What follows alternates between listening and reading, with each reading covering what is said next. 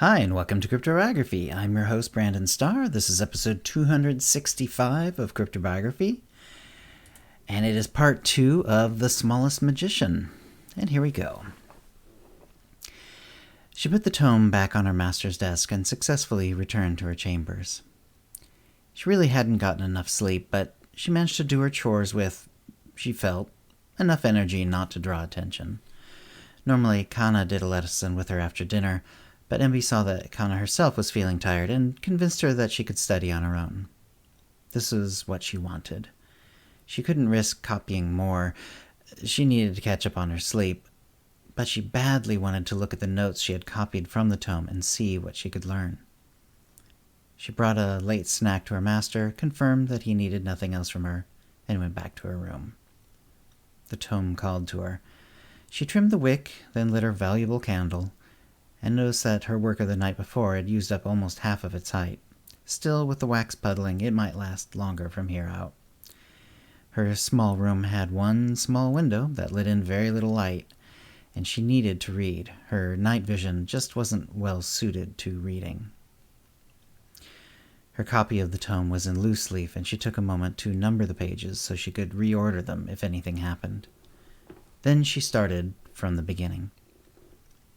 Fortunately, it seemed that her master, with his well-ordered mind, had written his book in much the same way that he had probably learned his craft, starting with the basics.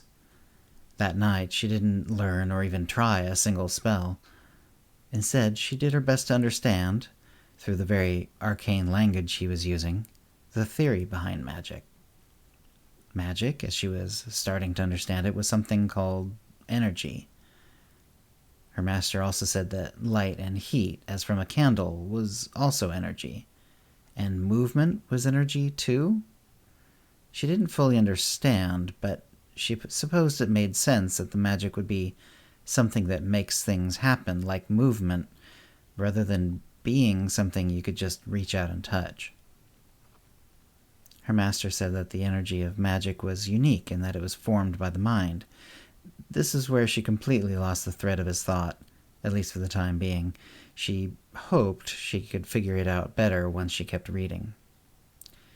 She was tempted to quickly read through all the notes she had taken, but given how difficult understanding it was, she decided it made more sense instead to read and reread the first few pages and try to get it as best she could. She went to bed that night with magical ideas going through her head. Her dreams were jumbled and confused.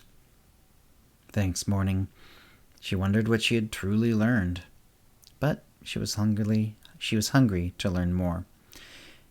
That day, she had to go to the market to purchase food for the house. Due to her size and she had a small wagon she pulled behind her. She had long been afraid of going among the humans in the market. She knew that kobolds were seen as violent, barbaric, and as less than humans.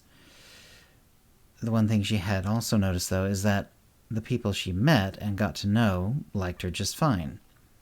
The real danger came from those who knew she was there and that she was a kobold, but didn't know who Emby was.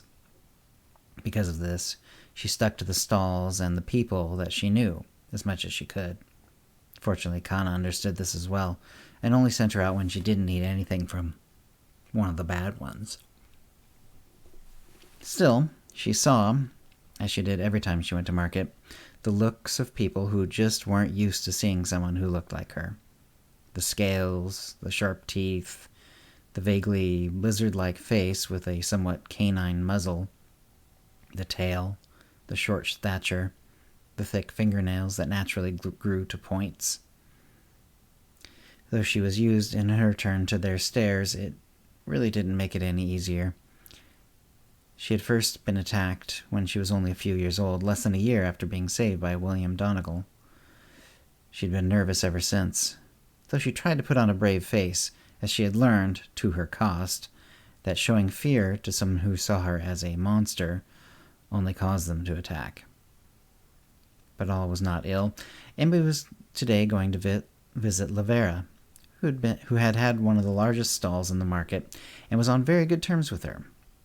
Lavera had stopped a gang of teens from attacking Emby one time, In return, Emby had alerted Lavera a few times when she had seen people making off with boxes of her goods. Lavera was a big person, physically and in personality. She was nearly 6 feet tall, wide, with a face having lots of rouge applied and brightly painted lips.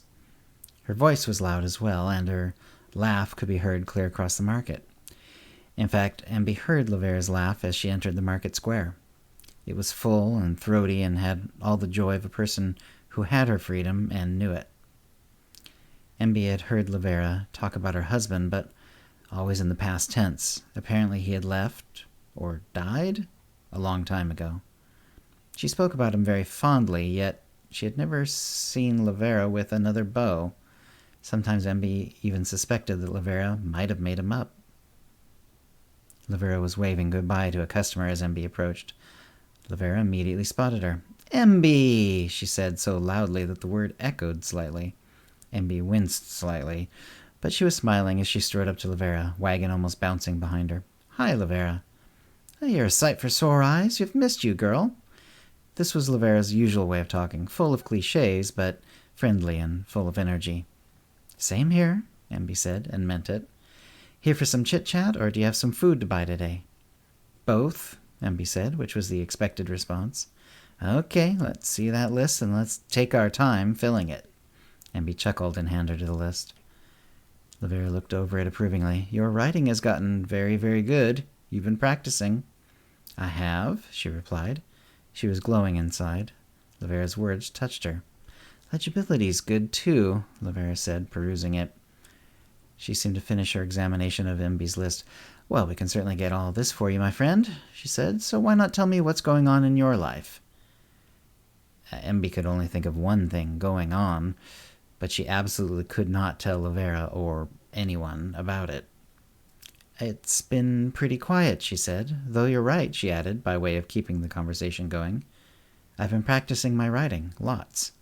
"Well, that's good," Lavera said. "Learning to read and write is what set me free."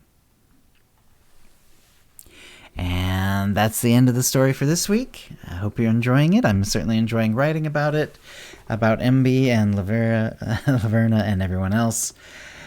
If you have any comments or questions about this episode or previous episodes, cryptobiography@gmail.com, or hit us up on Facebook or Twitter. And thanks for listening.